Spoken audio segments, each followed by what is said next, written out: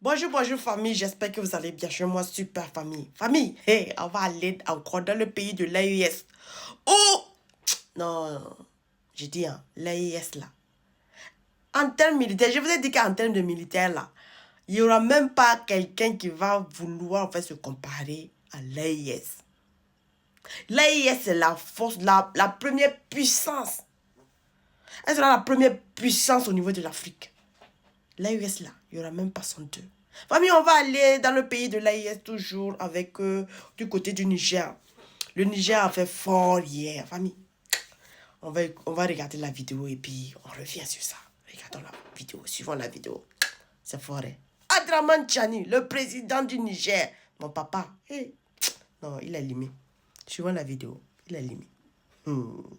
Ce jour, 26 juillet 2023. Depuis le 26 juillet 2023, date de l'avènement au pouvoir du Conseil national pour la sauvegarde de la patrie, le Niger s'est engagé dans une nouvelle voie l'amenant à diversifier ses partenaires dans divers domaines afin d'affirmer davantage sa souveraineté à la face du monde. Une nouvelle voie qui rime désormais avec une coopération gagnant-gagnant dépourvue de tout complexe. C'est dans cet esprit que le président du Conseil national pour la sauvegarde de la patrie, chef de l'État, le général des brigades Abdraman Chani, a eu un entretien téléphonique le 26 mars 2024 avec son homologue de la Fédération de Russie, Vladimir Poutine. Le renforcement d'une coopération stratégique multisectorielle et globale entre le Niger et la Russie pour faire face aux menaces actuelles, notamment sécuritaires, était le point d'orgue de cet échange téléphonique de portée historique entre les deux chefs d'État. Et comme pour donner un contenu concret à cette nouvelle coopération, nous avons assisté ce mercredi 10 avril 2024 à l'arrivée à Niamey d'un Ilyushin 76, un gros porteur russe transportant du matériel militaire de dernière génération avec à son bord instructeur militaire du ministère russe de la Défense. Nous sommes ici pour former l'armée du Niger en utilisant le matériel militaire arrivé ici. C'est le matériel pour différentes spécialités militaires, pour formation de spécialités militaires. Nous sommes ici pour développer la coopération militaire entre la Russie et le Niger. Il s'agit donc pour la Fédération de Russie de nous doter et d'installer par elle-même un système de défense anti-aérien à même d'assurer le contrôle total de notre espace aérien. En outre, ces instructeurs militaires russes assureront une formation de qualité à nos militaires pour une utilisation efficiente du dit système. Avec cette nouvelle acquisition du matériel militaire, notre espace aérien connaîtra désormais une meilleure protection. Hey. Famille, c'est trop fort.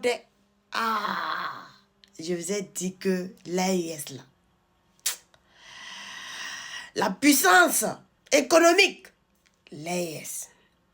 La puissance militaire au niveau de l'Afrique, l'AES. L'AES là, on va parler d'ici là, 5 ans. La puissance en développement, il n'y aura même pas l'AES. Donc ça fait que nous, on n'est pas pressés. On n'est pas pressés. Nous, on ne prend pas de dette pour construire, non.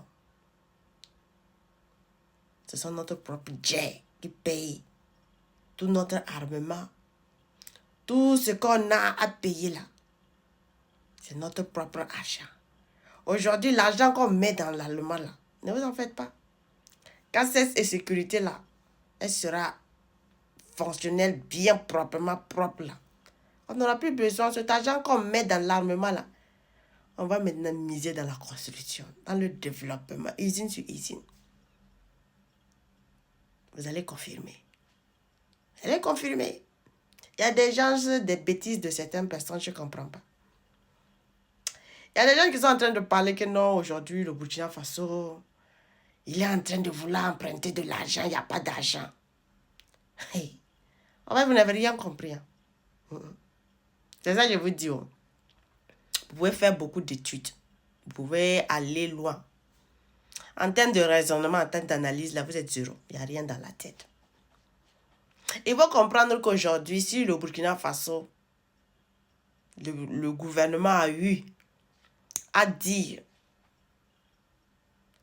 que si les fils et les filles du Burkina Faso, si il peut prêter au gouvernement, ça sera beaucoup mieux que de chercher encore à emprunter à l'extérieur. Parce que quand ils empruntent à l'extérieur, là, c'est pas gratuit.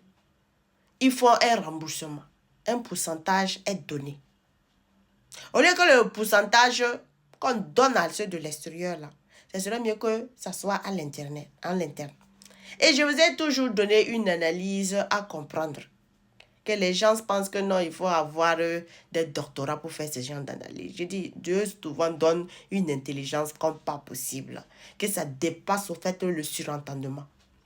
Je vais toujours expliquer que ici, au niveau du Burkina Faso et dans le pays de l'AES, tant que ton investissement intérieur n'a pas atteint les plus de 50%, les 70%, les 75%, là, tu n'es rien. Tu n'es rien. En fait, tu n'es pas libre de décider.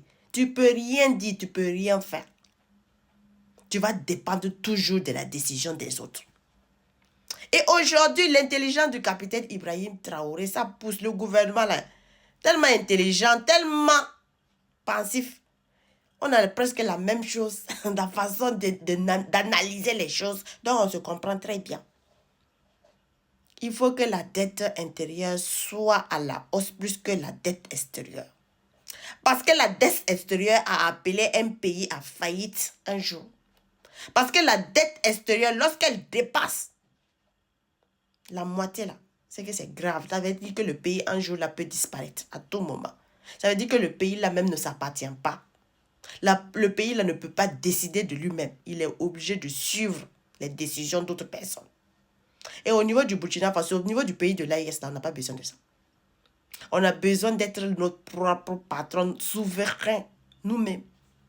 Et si les fils et les filles du Burkina Faso ou de l'AES peuvent prêter à leur gouvernement à construire le pays et que ça soit une dette antérieure pour que les décisions qu'ils auront prises là soient souveraines totalement et que sans que quelqu'un ne puisse venir de l'extérieur dire quoi que ce soit, il va falloir qu'on puisse commencer ça.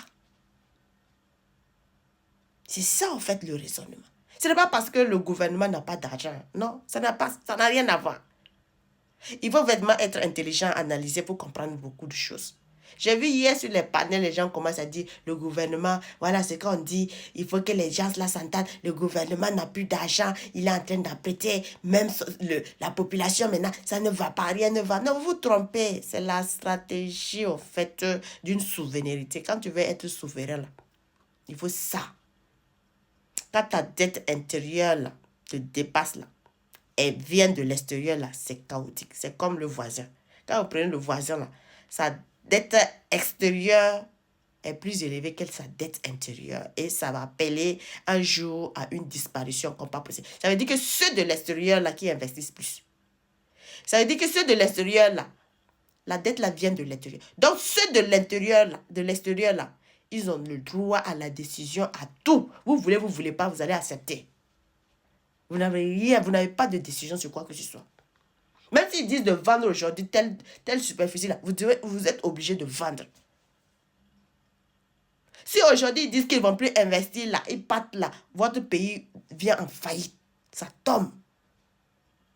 C'est pour ça que les dirigeants du Burkina sont intelligents. Ils ont des personnes qui sont intelligentes, qui réfléchissent au même titre que justice officielle. Justice officielle n'a pas de doctorat, rien. Mais en termes d'analyse, là, antiquité, je vous ai dit non. Je vous ai dit dans mes directs qu'il faut que nos dettes intérieures soient plus élevées que nos dettes extérieures. C'est pour ça que j'ai dit toujours au peuple, aux fils même là du Burkina Faso, d'investir au niveau du Burkina Faso.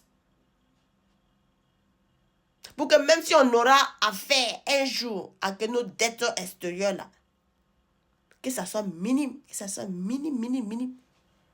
Le voisin aussi vient mettre sa bouche dans ce qu'il ne regarde pas pendant qu'il a plus de 33 milliards de dettes à rembourser. Il vient de prendre tout de suite. Toi aussi, tu viens mettre ta bouche au niveau du Burkina Faso. Tu ne vas pas avoir honte un jour.